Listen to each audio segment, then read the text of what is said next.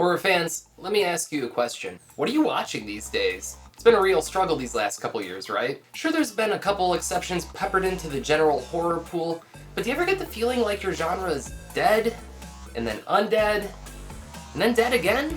Well, certainly I don't feel like the horror genre is dead, but it doesn't really feel like it used to be. Sure, the big box office movies do really well and drum up a whole new well of horror fans for those particular properties, but whatever happened to the iconic movie experience where we could go, see these films, and talk about them with our fellow horror cronies constantly searching for the next bit of gore, smut, or sleaze? There's a reason we revisit these movies of old time and time again, to recapture that feeling of what horror's really about.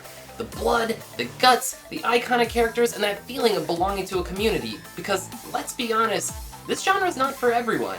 Not everyone can walk into a movie like Street Trash and be like, that was amazing! So it's 2021 and when do we give up? What do we do? Where do we go? And who do we look to save us? Not today. Change your attitude, find your closest smart device and download the Shudder app, and say hello to horror's newest heroes, Joe Bob and Darcy, the stars of The Last Drive-In. Now, if you haven't been paying attention, these two have been very busy. They just finished up season 3 of The Last Drive-In and have been greenlit for season 4. They also just wrapped up their 3-day drive-in movie festival titled Joe Bob's Drive-In Jamboree, where they and a group of honorary fans titled the Mutant Fam just saved the drive-in from the brink of being shut down. So who are these two and why do I think that they're saving the horror genre? Well, it all starts with a little introduction to the redneck and his little spooky horror movie marathon that turned out to be way more than they expected and exactly what we wanted. Roll The Last Drive-In.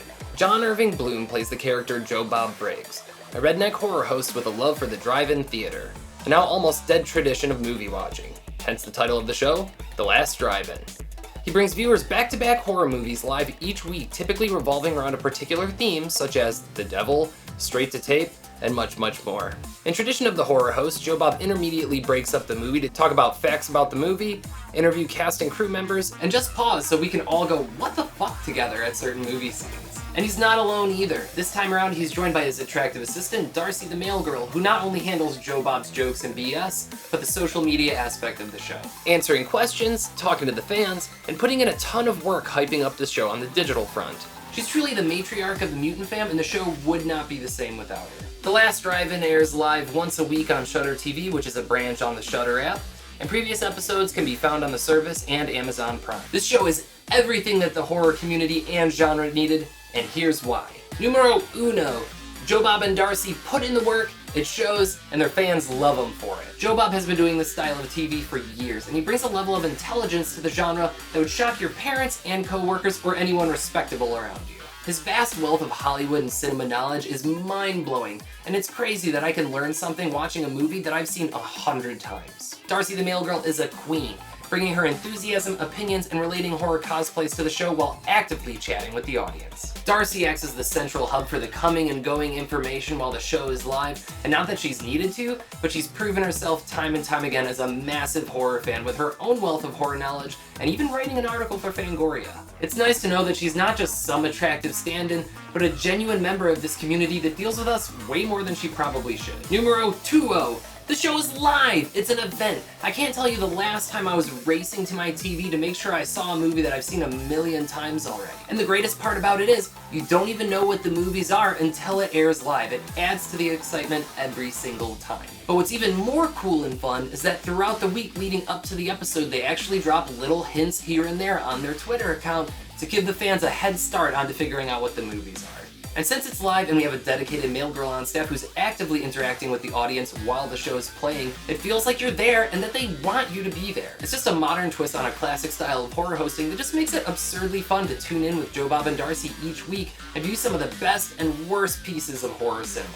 Numero three-o, there's probably something that you haven't seen yet on this show, and they're most certainly talking about afterwards, whether that's a good thing or a bad thing. For example, I can't believe the amount of people online and around me that are talking about Sledgehammer.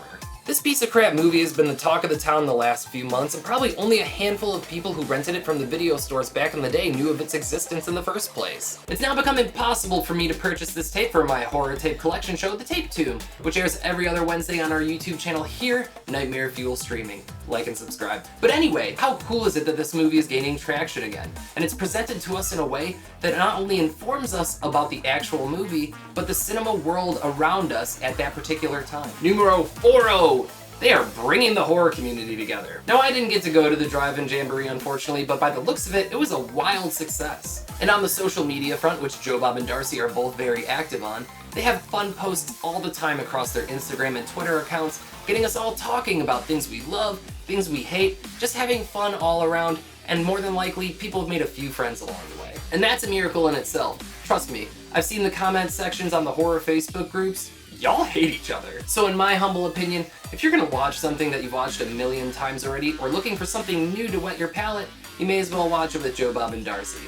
They're the booster shot that this genre and community needed to make it fun again, instead of us just going to the movies time and time again and going, oh, this sucked, oh, this sucked. I'm over it. So thank you, Joe Bob and Darcy, for all of the work that you're putting in to save our genre. You have our full support here at Nightmare Fuel Streaming. So once again, like we said, you can catch up on all the previous episodes of The Last Drive-In on Shudder app and its extensions on Amazon Prime. And in the meantime, before the new season comes out, you can check up on all of the updates on their Twitter and Instagram accounts. So thank you all once again for watching. I'm your host, Larry Downs, and this is why I think Joe Bob and Darcy are saving horror. If any of you poor souls want to sell your copy of Street Trash VHS that you got at the Jamboree, shoot me an email. I'm your man. So until next time, stay spooky, my friends, and we'll see you in the sequel.